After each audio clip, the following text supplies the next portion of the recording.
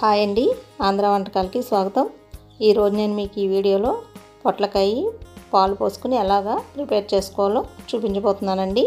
ముందుగా ఒక పొట్లకాయని తీసుకుని వీడియోలో చూపిస్తున్న విధంగా ఆ పొట్లకాయ పైన ఉన్న వైట్ లేయర్ని అంతా చాక్తో కానీ స్పూన్తో కానీ తీసేసుకోవాలండి. అలా తీసుకున్న తర్వాత పొట్లకాయను ఒకసారి శుభ్రంగా కడిగేసుకుని లోపల గింజలు కూడా తీసేసుకుని చిన్న ముక్కలుగా కట్ చేసుకుని పెట్టుకోవాలండి. ఇప్పుడు స్టవ్ వెలిగించుకుని ఒక ప్యాన్ పెట్టుకుని అందులో 2 టేబుల్ స్పూన్లు ఆయిల్ వేసుకుని ఆయిల్ లైట్గా వేడైన తర్వాత ఒక 5-6 ఎల్లుల్లిపాయ రేకల్ని చితకొట్టుకుని వేసుకోవాలండి. ఎల్లుల్లిపాయ రేకలు కొద్దిగా లైట్గా ఫ్రై అయిన తర్వాత ఇందులోకి 1 స్పూను మినపప్పును కూడా వేసుకుని మినపప్పు లైట్ గోల్డ్ కలర్ వచ్చే వరకు ఫ్రై చేసుకోవాలి.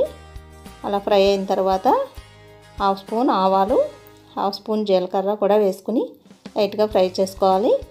ఇప్పుడు అందులోకి 4 ఎండుమిరపకాయలు కొద్దిగా కరివేపాకు కూడా వేసుకుని తాలింపు లైట్గా ఫ్రై అయిన తర్వాత ఒక ఉల్లిపాయని చిన్న ముక్కలుగా కట్ చేసుకుని వేసుకోవాలండి. ఉల్లిపాయ కూడా లైట్గా ఫ్రై అయిన తర్వాత ఇందులోకి ఒక 2 ఎల్లుల్లిపాయలని రేకలు పైన పొట్టంతా ఒలిచేసుకుని వేసుకోవాలండి. ఇలాగా ఎల్లుల్లిపాయ రేకలు వేసుకుంటే కర్రీ టేస్ట్ చాలా బాగుంటుందండి. ఇవి కూడా లైట్గా ఫ్రై అయిన తర్వాత ఇందులోకి మనం ముందుగా కట్ చేసి పెట్టుకున్న పొట్లకాయ ముక్కలను కూడా వేసుకుని ఒక 2 నిమిషాలు కదుపుకుంటూ ఈ ఆయిల్లో ఫ్రై చేసుకోవాలండి.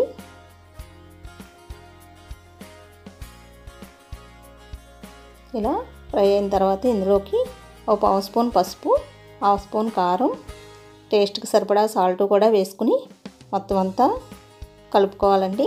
కారం పచ్చివాసన పోయే వరకు కొంచెం సేపు ఫ్రై చేసుకున్న తర్వాత ఒక గ్లాస్ వాటర్ పోసుకుని మొత్తం అంతా కలిసే వరకు కలిపేసుకుని మూత పెట్టుకుని ఉడికించుకోవాలండి.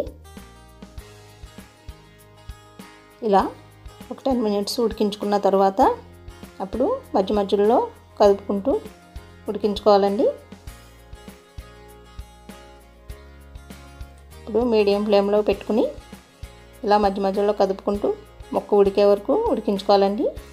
ఇలా వాటర్ తగ్గేటప్పటికి మనకు ముక్క ఉడికిందో లేదో ఒకసారి చెక్ చేసుకుని వీడియోలో చూపిస్తున్న విధంగా ఇలా మెత్తగా ఉడికిపోయిన తర్వాత ఇందులోకి 1 కప్పు పాలు పోసుకోవాలండి. ఈ పాలు కూడా మొత్తం అంతా ఒకసారి బాగా కలిసే వరకు కలిపేసుకుని మధ్య మధ్యలో కదుపుకుంటూ మొత్తం అంతా దగ్గరగా ఉడికిపోయేలాగా ఉడికించుకోవాలి. మనకు సాల్ట్ అది ఏమన్నా సరిపోయిందో లేదో చూసుకుని మొత్తం మిగిలిన వాటర్ కూడా తగ్గే వరకు ఉడికించుకుని స్టవ్ ఆఫ్ చేసుకోవడమేనండి. ఈ వీడియో మీకు నచ్చితే తప్పకుండా లైక్ చేయండి, షేర్ చేయండి, మా ఛానల్ని సబ్స్క్రైబ్ చేసుకోండి.